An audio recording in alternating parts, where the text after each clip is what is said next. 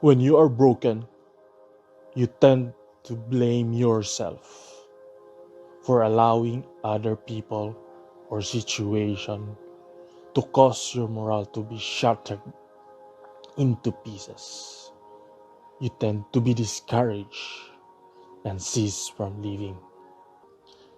Remember, the same feet which cause you to stumble is the same feet which will help you propel to jump.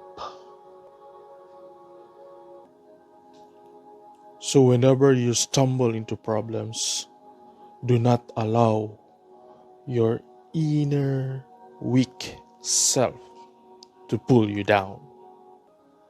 Make use of that circumstances to power you up, to get up, fix up, and move on. And start to empower yourself again. Pick up the bits of lessons you have learned on that problematic situation. Utilize it to do better next time around. My friends, once again, this is Kimoy saying, do not cry when the sun is gone, because the tears won't let you see the bright, shining stars. Have a good day.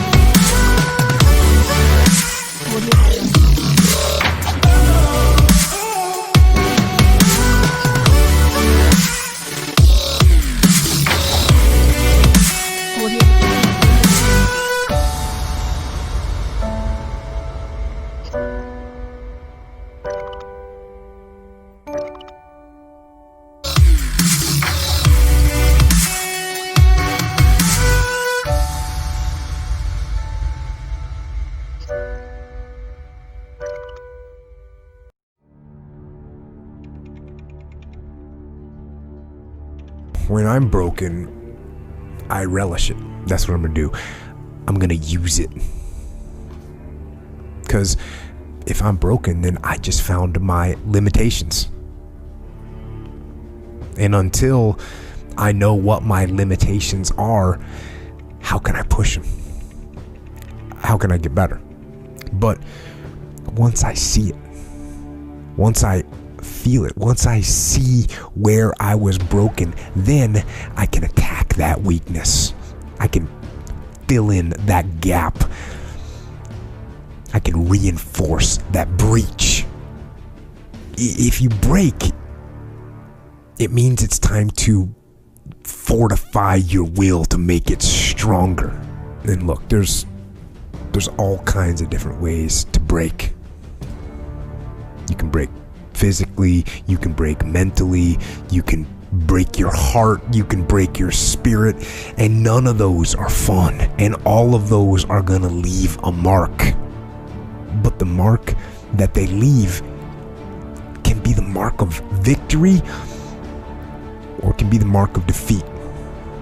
Because every time you break, and in every way that you break, while it's a chance, it's definitely a chance for you to give up and for you to just to fall apart.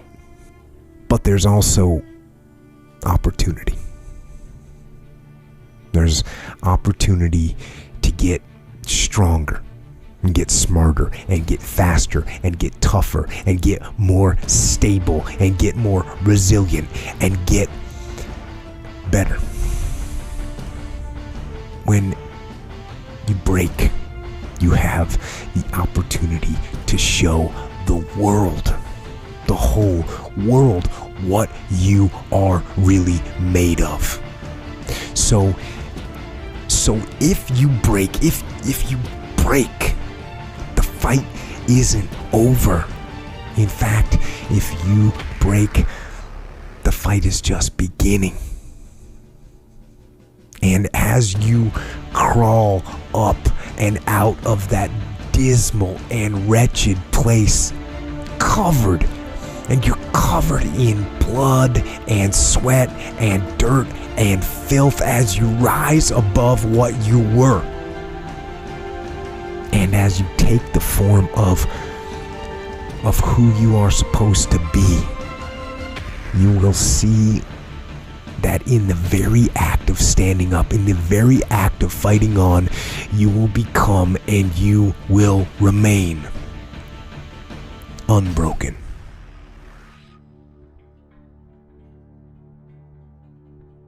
The number one thing that's going to change your life, the only thing that will change your life, change your business, change your money, change your relationship, is you must raise your standard. Now, I know that sounds boring, stupid, basic, but it's the truth. The only thing that changes our life long term is when we raise our standards. What does that mean? That sounds so boring and dumb. It means that all of us in life have things we want. We don't get what we want. We get what we have to have. Remember I said earlier, we all get what we tolerate in ourselves and other people. But when you're no longer willing to tolerate something, that's when your life changes. The difference in people is their standards, period. The difference in people is their standards, period. And what do I mean by standards? Everyone in the world has a list of things they think they should do. I should lose weight. I should work out. I should spend more time with my kids. I should work harder. I should make more calls. I should.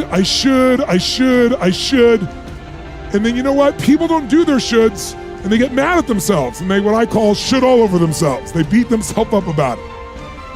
What changes people is when your should becomes a must.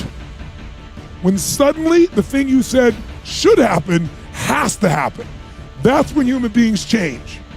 It's like if you want to take the island and you're the head of the army and you want to take the island, the most powerful way to take the island is burn the boats.